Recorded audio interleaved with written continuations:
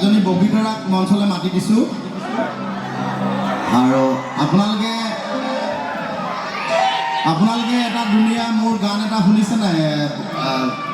বৰ্ণালী গগৈ গানটো শুনিছে তো মই বৰ্ণালীজনীক আপোনালোকৰ মাজলৈ লৈ আহিছোঁ হা এবাৰ মঞ্চলৈ মাতি দিছোঁ আমাৰ লগত আছে অৰেলিয়া তাইক মঞ্চলৈ মাতিছোঁ আপোনালোকৰ এটা ধুনীয়া গান তাই অভিনয় কৰিছিলে নতুন প্ৰজন্মৰ এগৰাকী প্ৰতিভাৱান কণ্ঠশিল্পী আমাৰ ৰাশিকা আছে তাইকো মঞ্চলৈ মাতিছোঁ অৰেলিয়াৰ কাৰণে এটা জোৰকৈ হাত চাপৰি হ'ব লাগে আপোনালোকে দেখা ছোৱালীজনী এইজনীয়ে আৰু চাওঁ ল'ৰাবিলাকৰ চাপৰিটো কিমান জোৰ হ'ব পাৰে এই মই সুধিছোঁ যে তই মাজুলী আহিছ নাই এই মোক কৈছে মাজুলী অহা নাই আজিলৈ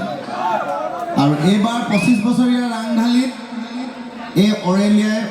বৰ ধুনীয়াকৈ ৰাংঢালীৰ যিটো প্ৰথম গীত আপোনালোকে চাব সেই গীতটোত অভিনয় কৰিছে বৰ ধুনীয়াকৈ আৰু এই হ'ল ৰাশিকা বৰা এই নতুনকৈ গান গাবলৈ আৰম্ভ কৰিছে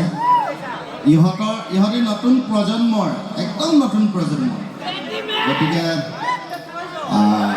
আমাৰ এই বগীতৰাজনীক সেইকাৰণে চাঞ্চতে চিনাই কৰি ল'লোঁ আৰু এইবাৰ আমি বগীতৰাৰ মাজলৈ যাম এইও দুআষাৰমান ক'ব পিছত একেলগে নাচিব আমি একেলগে